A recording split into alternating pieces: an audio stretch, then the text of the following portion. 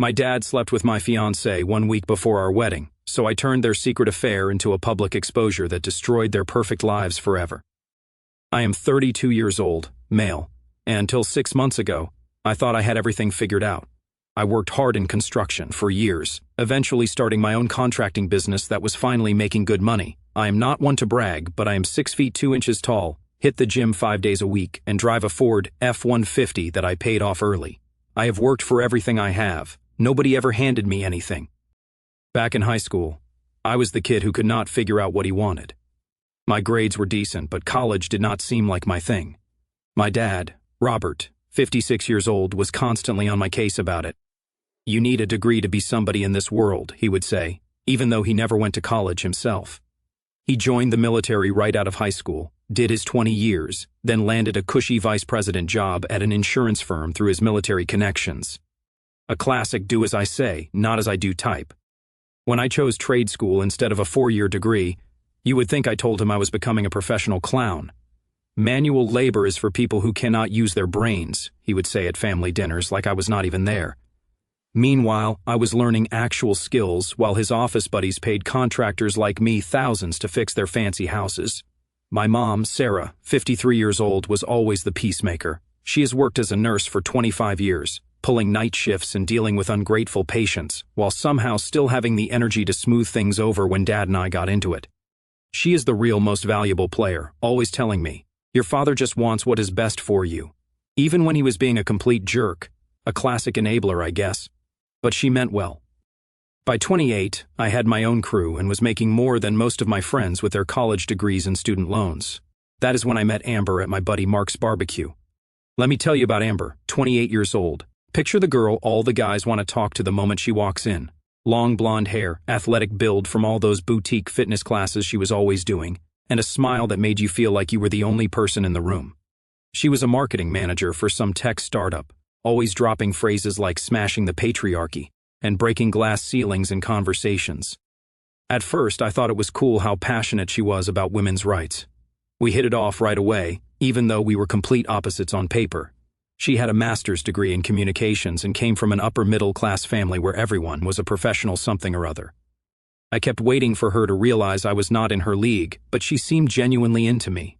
"I love how you work with your hands," she would say. "All the guys I meet are these soft tech bros who could not change a tire if their life depended on it." It stroked my ego, I will not lie. We moved in together after 8 months, and I proposed on our 2-year anniversary. Nothing fancy, just took her hiking to this overlook I knew. I got down on one knee at sunset. The ring was my grandmother's, a vintage Art Deco piece that Mom had been saving for when I found the right girl. Amber cried, said it was perfect. When I told my parents we were engaged, Mom was thrilled. Dad surprisingly seemed impressed. "She is going places," he told me privately. "Smart move, son." It was maybe the first genuine compliment he had given me in years. I should have known something was off right then. We spent the next year planning the wedding. Amber went all in on the details. Rustic barn venue, custom invitations, farm-to-table catering, the works. Every time I saw the budget creeping up, she would say, "This is our special day, Jake. Do not you want it to be perfect?" And like an idiot, I would agree. Meanwhile, I was thinking long-term, put a down payment on a house in a good school district, started a separate savings account for future kid expenses. Even began researching how to expand my business to include more commercial contracts for stability. I wanted to build something solid for us. Amber was saying all the right things too. She would talk about future, kids, what we would name them, how we would raise them to be strong, independent thinkers. Sometimes she would go off on tangents about gender-neutral parenting or how she would never let a daughter of hers play with Barbies, but I figured that was just her being progressive. Life was good, business was booming. I had more work than I could handle. Our house was almost ready to move into after the wedding. The big day was set for July 15th, just 6 weeks away. Everything was falling into place. Then came that Tuesday in June that blew my entire life apart. I was at a job site, a high-end bathroom remodel in the fancy part of town, the kind of project where the client wants to see the boss regularly. I was stopping by to check on progress and smooth over some concerns about the imported tile we were installing. My phone kept buzzing in my pocket, but I was in professional mode. Mistress Peterson was already annoyed about a delivery delay, so the last thing I needed was to be checking messages while she was showing me exactly how she wanted the shower niche positioned. Client relationships are everything in my business. When I finally stepped outside to take a call, I saw 6 missed calls from Mom, not texts, calls. Mom never calls during the day, unless something seriously wrong. She knows I am working. I immediately called back, my heart already racing. She answered on the first ring. Jake, her voice was thick, like she had been crying for hours. You need to come home right now. It is about your father and Amber. A cold weight settled in my stomach. Mom, what is going on? Is everyone okay? Was there an accident? I was already walking to my truck, signaling to my foreman, Miguel, to take over. No, nothing is okay. She was struggling to get words out between sobs. Please, just come to the house. She hung up. The drive to my parents' place normally takes about 25 minutes. I made it in 15 minutes, running yellow lights and probably breaking every speed limit. My mind was racing through worst-case scenarios. Had Dad and Amber gotten into some kind of argument? Was someone hurt? Why would they even be together in the first place? Amber was supposed to be at a wedding planning retreat with her bridesmaids this week, some spa thing 2 hours upstate where they would finalize all the details while getting massages and doing yoga. She had been planning it for months, said it was a modern alternative to a traditional bachelorette party. When I pulled into my parents' driveway, I saw Amber's white Prius parked behind my dad's Silverado. My confusion deepened. Had she come back early? Why would she be at my parents' house instead of our apartment? The front door was unlocked. I walked in to find Mom sitting at the kitchen table, still in her scrubs from work. Her eyes were red and swollen, makeup streaked down her face. When she saw me, she broke down again, covering her face with her hands. I rushed to her side, kneeling next to her chair. Mom, please, you are scaring me. What happened? She took a shuddering breath. I came home early from my shift, migraine. I was going to lie down for a bit before my evening shift. She paused, her hands trembling as she reached for a tissue, and I heard noises from upstairs. My mouth went dry. What are you saying, Mom? I thought your father was watching something inappropriate or something ridiculous like that. But when I went upstairs, she could not finish the sentence. Fresh tears spilling down her cheeks. A roaring started in my ears, like standing too close to a jackhammer. Where are they now? My voice sounded strange, detached, like it belonged to someone else. Still upstairs. They do not know I called you. She reached for my hand, squeezing it tight. Jake, I am so sorry. I did not know what else to do. I could not just pretend I did not see. I felt like I had been punched in the gut, all the air leaving my lungs, but underneath the shock, a burning rage was building. How long has this been going on? I managed to ask. Mom shook her head. I do not know for certain, but there were texts on your father's phone. I checked while he was in the shower trying to understand. They go back months, Jake. They have been meeting here while I am at work and you are at your job sites. Each word felt like another knife twisting in my chest. All those late nights Amber claimed to be working on a big marketing campaign. All those girls' nights that ran suspiciously long. All those times Dad canceled our fishing trips because of sudden back pain or meetings with old army buddies. I stood slowly, my fists clenching and unclenching at my sides. Stay here, I told Mom, my voice deadly calm. She grabbed my arm, eyes wide with panic. Jake, please do not do anything stupid. I cannot handle anymore right now. I gently removed her hand. I just want to see it with my own eyes. I need to know it is real. Truth was, part of me was still hoping for some insane misunderstanding. Maybe Mom had seen something innocent and jumped to conclusions. Maybe there was some explanation that would not destroy the entire foundation of my life. But deep down I already knew. The pieces were clicking into place with sickening clarity. I did not knock. Did not call out, just pushed open the door to my parents' bedroom and stood in the doorway, taking in the scene. They were dressed, thankfully, but it was obvious what had been happening. The sheets were tangled, clothes scattered on the floor. Amber was sitting on the edge of the bed, combing her fingers through her messed-up hair. Dad was buttoning his shirt with shaking hands, his back to the door. When they realized someone had entered, they both whipped around. Amber's face went from annoyed to horrified in an instant. Dad froze, one hand still on his shirt buttons. Jake, what the hell? Amber shrieked, jumping to her feet. Dad just stood there, mouth opening and closing like a fish out of water. For a second, nobody moved. It was like time froze.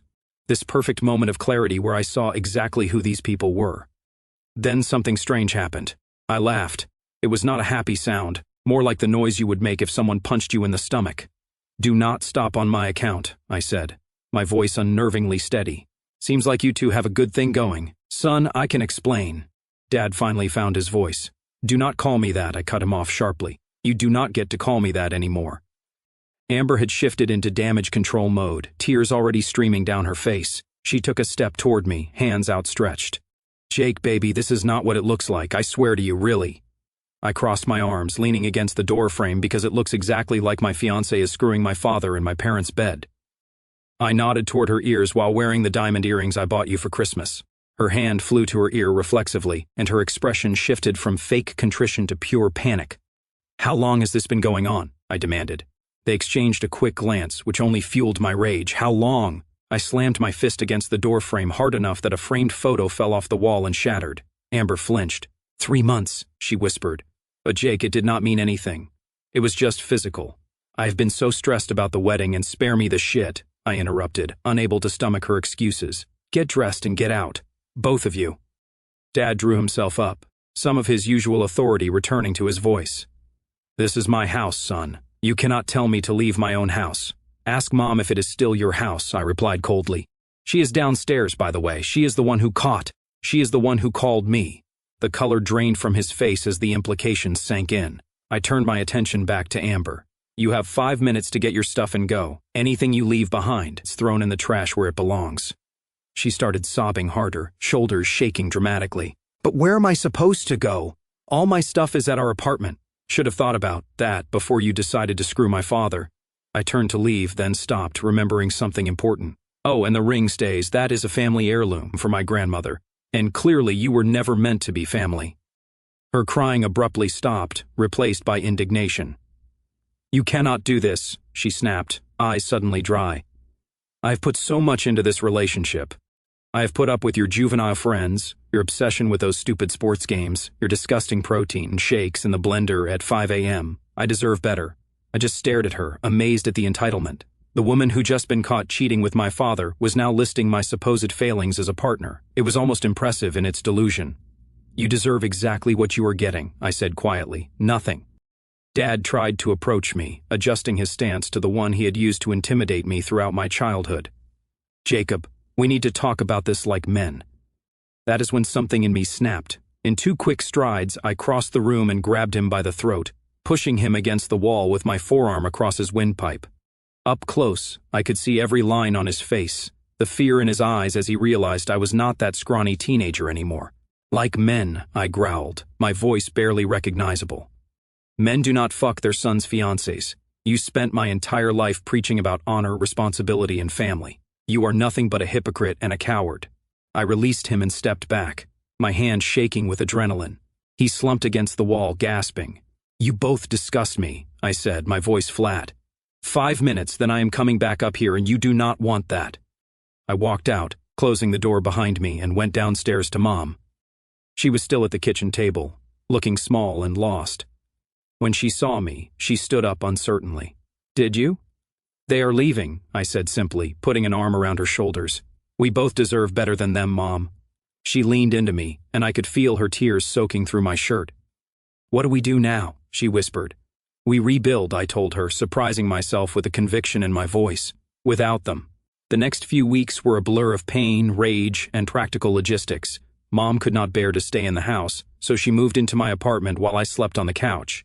She filed for divorce the very next day, hiring Marianne Delaney, the most aggressive female attorney in town, and, coincidentally, the woman whose kitchen remodel I had completed last year. Small towns have their advantages sometimes. Dad tried calling both of us constantly, leaving voicemails that cycled between anger, self-pity, and hollow apologies. After 3 days, I changed our numbers and had my crew go to the house to pick up the rest of Mom's essential belongings when we knew Dad would be at work.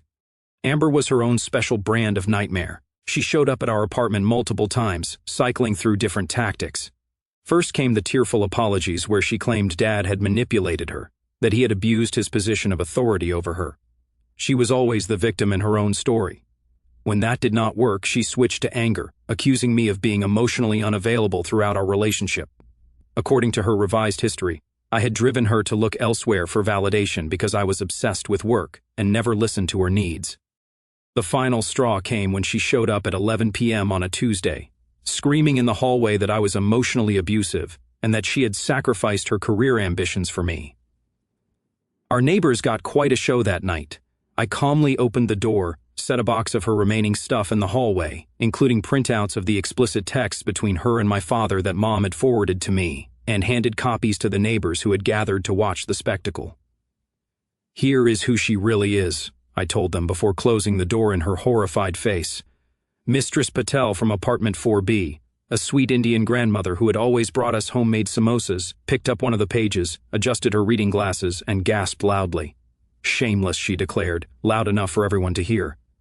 That was the last time Amber showed her face at our building.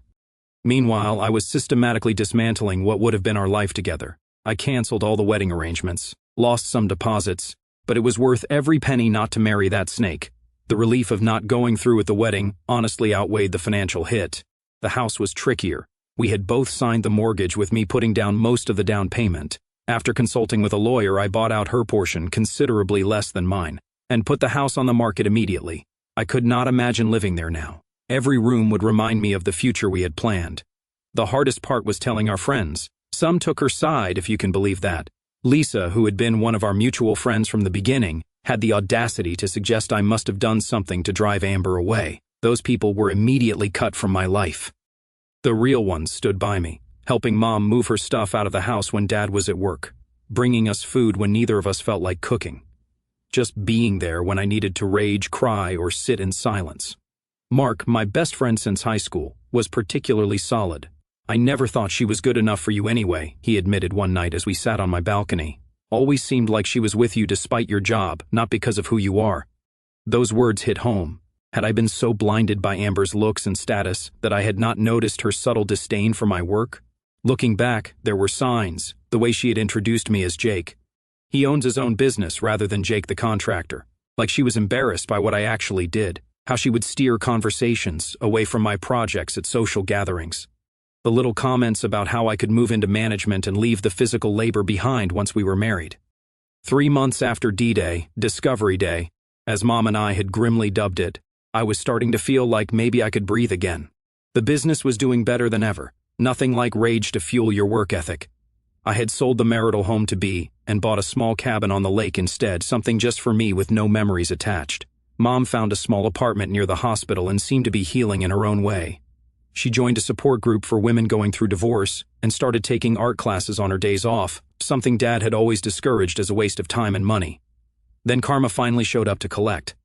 It started with a phone call from a number I did not recognize.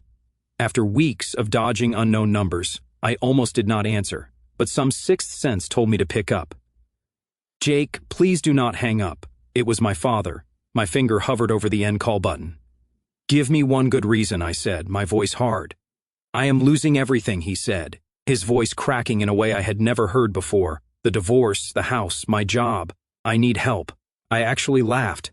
"And that is my problem." "Why?" "Your mother's attorney. She is going for everything. The house, the savings, even my pension.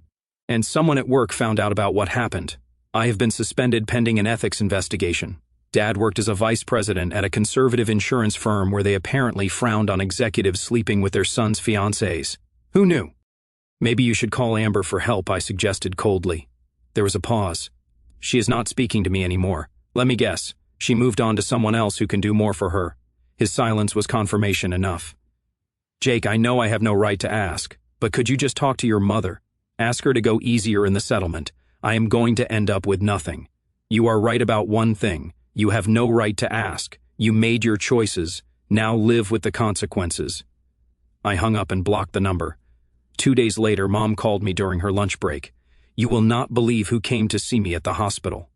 "Who?" I asked, distracted by a supply delivery I was signing for. "Amber." I nearly dropped the phone. "What? Why?" "She is a mess. Jake lost her job. Cannot make rent. Apparently your father promised to leave me and support her, but now he cannot even support himself." I snorted. "And what? She thought you would help her?" "No. She wanted me to convince you to help them, both of them." The audacity was almost impressive. "What did you say?" Mom's voice turned hard, something I rarely heard from her. "I told her I raised a smart son who does not waste time on trash." I smiled for what felt like the first time in months. That is my mom. But the universe was not done with its twisted sense of humor. The very next day, I pulled up to a job site to find Amber waiting by my truck. She had lost weight, her designer clothes replaced by worn jeans and a faded t-shirt. When she saw me, she straightened up, trying to pull together that confident mask she always wore. 5 minutes, she said as I approached. "That is all I am asking. Against my better judgment, I nodded. Clock is ticking. I made a terrible mistake. She started, those practice tears already forming. Your father, he told me things about you, made me believe you were hiding things from me. Save it. I cut her off. You were not manipulated. You are just facing consequences for once in your life. Her face hardened. Fine. You want the truth? I was bored. You were always working, always talking about building a future, never living in the present. Robert made me feel desired. The casual use of my father's first name felt like another slap in the face. How many times had they laughed about me behind my back? And how is that working out for you now? I asked, leaning against my truck. I'm about to be evicted, she admitted. Nobody will hire me once they check my references. Your father is completely broke since your mom is taking him to the cleaners. We made a mistake, but do we deserve to have our lives completely destroyed? I pretended to think about it. Yes, you do, Jake. Please.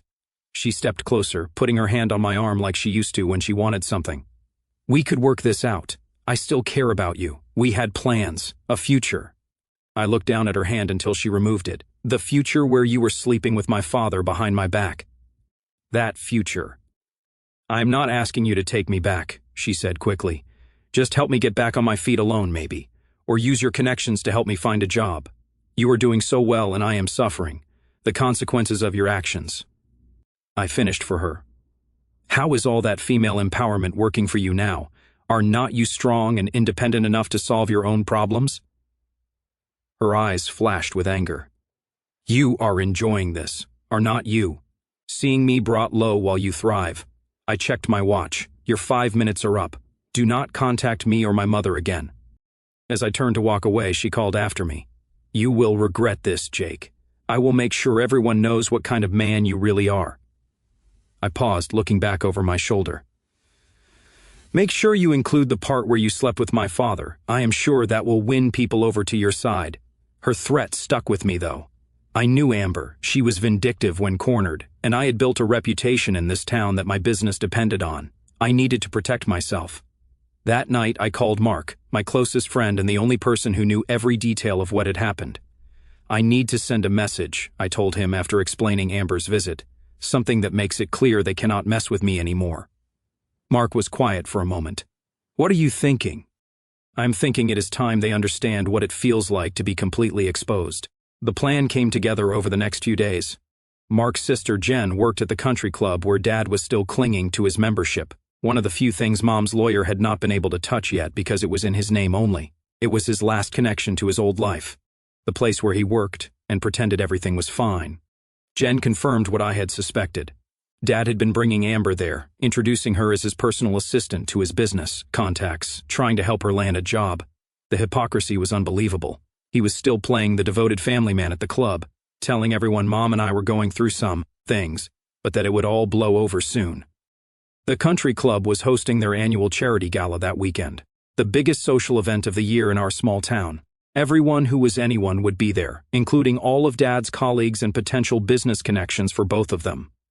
Jen confirmed they were on the guest list. Dad had donated heavily to the charity in previous years. So despite the rumors starting to circulate, the club had not pulled his invitation. Perfect. I made some calls to people who owed me favors. Contractors, business associates, clients who had been happy with my work. People with influence in town. The plan was not just about humiliation. It was about making sure their lies could not take root. The night of the gala, I dressed in my best suit, the one I had bought for the rehearsal dinner, ironically, and showed up with Mom on my arm. She looked amazing in a new dress that actually fit her properly instead of the frumpy things Dad always insisted she wear because they were age-appropriate. The looks when we walked in were priceless. Dad nearly choked on his sparkling water. Amber standing beside him in a borrowed dress that was slightly too big, turned white as a sheet. They were clearly not expecting us. What are you doing here? Dad hissed when we approached them directly. I smiled pleasantly. Supporting the charity, of course. Mom is the guest of honor. Did not you know? His eyes darted to her in confusion. The hospital nominated me for the Community Service Award, Mom explained sweetly, for my work with domestic violence victims. This was true. Mom had coordinated a program at the hospital for years, something Dad had always minimized as her little project. The nomination had come months ago, but the timing could not have been better. We should probably go, Robert. Before you do, I said, raising my voice slightly so people nearby could hear. They froze, looking trapped between me and the crowd of curious onlookers. Thank us, Dad repeated, a warning in his eyes. Absolutely. I clinked my water glass against his. If you two had not shown me your true colors, I might have wasted years of my life on people who did not deserve it. People were definitely listening now, conversations quieting as they strained to hear. Jake, please, Amber whispered, her eyes darting around nervously. I ignored her. Instead, I have doubled my business, bought a lake house, and realized who my real friends are. I raised my glass higher, to karma. Several people nearby who had been clued in ahead of time echoed, to karma. Dad grabbed my arm roughly. That is enough. You have made your point. I looked pointedly at his hand until he removed it. No, I really have not. See, I brought something for everyone here tonight.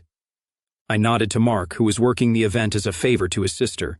He dimmed the lights slightly, and the projector screen lowered from the ceiling at the front of the ballroom. What is this? Amber demanded, panic rising in her voice. Just a little slideshow I put together.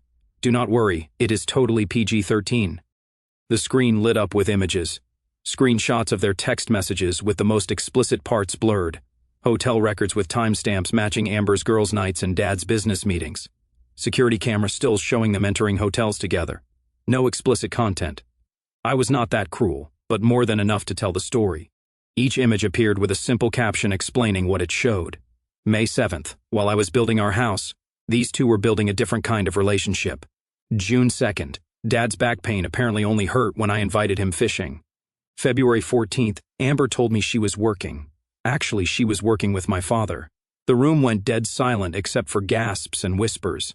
I looked around and saw Marianne Delaney, Mom's divorce attorney, filming the whole thing discreetly on her phone, a satisfied smile on her face.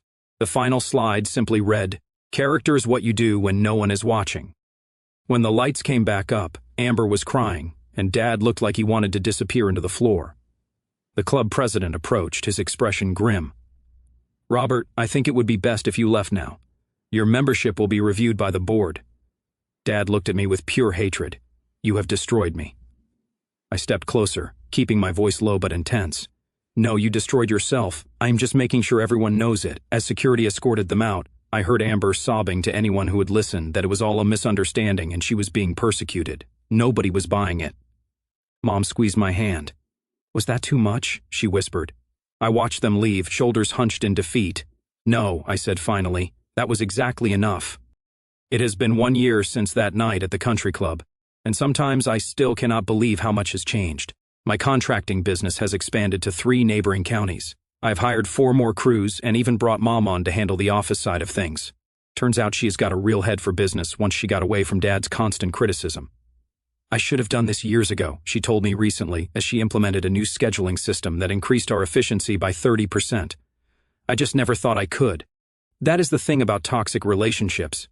They convince you that you are less than you are. Both Mom and I had spent years believing Dad's narrative about us, that I was the underachiever son who would never amount to much, that she was just a nurse with cute little projects. Dad lost everything. His job, his reputation, his friends. Last I heard, he is living in a studio apartment 3 towns over and working at a hardware store. Every now and then, some client will come into my office and start a story with, "You will never believe who was mixing paint at Johnson's Hardware." I usually cut them off. I do not need the updates, and I do not take pleasure in his downfall anymore. It is just a fact of life, like rain or taxes. Amber tried to reinvent herself on Instagram as some kind of personal growth coach after nobody in town would hire her. Her bio read, "Rising from life's challenges stronger than ever. Rich, coming from someone who created her own challenges by sleeping with her fiancé's father." Last I heard, the influencer career did not take off. She moved back in with her parents in Ohio.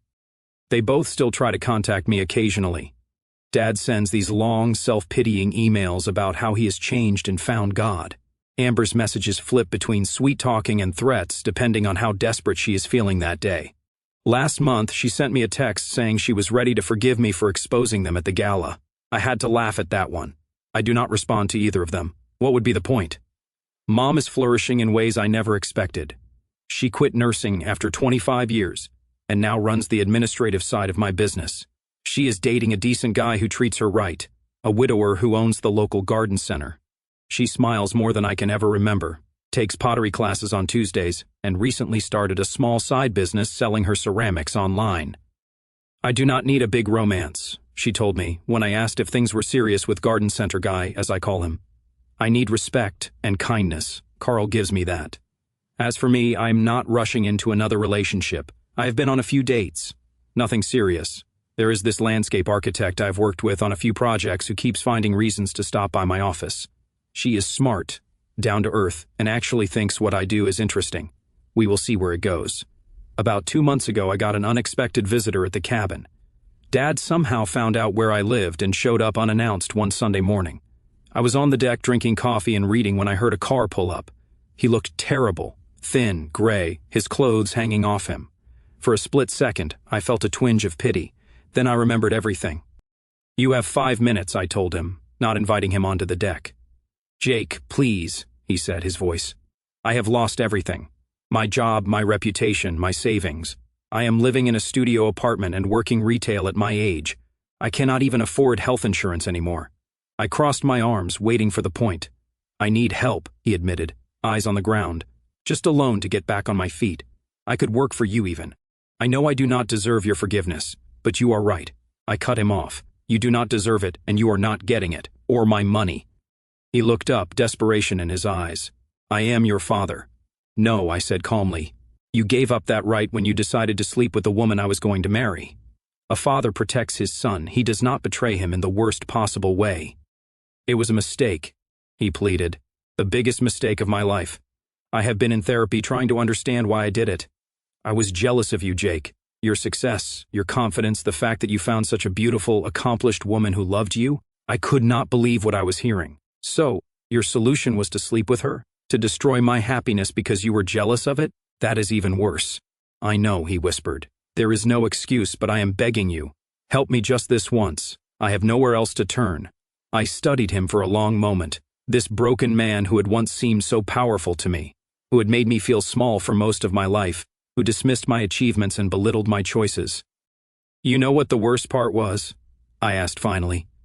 "Not that you slept with Amber. It was that you had been undermining me my entire life, making me feel like I was not good enough. Then the one time I did something you approved of, finding a suitable partner, you had to take that from me too." He flinched at the truth of it. "I am not giving you money," I said firmly, "but I will tell you what I will do. There is a program in the city for veterans who need job training and housing assistance. I know the guy who runs it. I will make a call.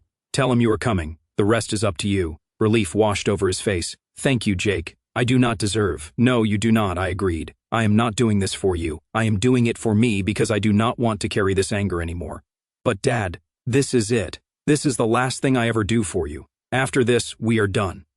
He nodded slowly, accepting the terms. As he turned to go, he paused. "Your mother, is she happy?" "Happier than she ever was with you," I said honestly. He winced but nodded again. "Good, she deserves that. At least we could agree on one thing." 1 week after Dad's visit, I got a text from an unknown number. It was Amber, of course. All it said was, "I heard you helped Robert. What about me?" I blocked the number without responding. Some people never learn.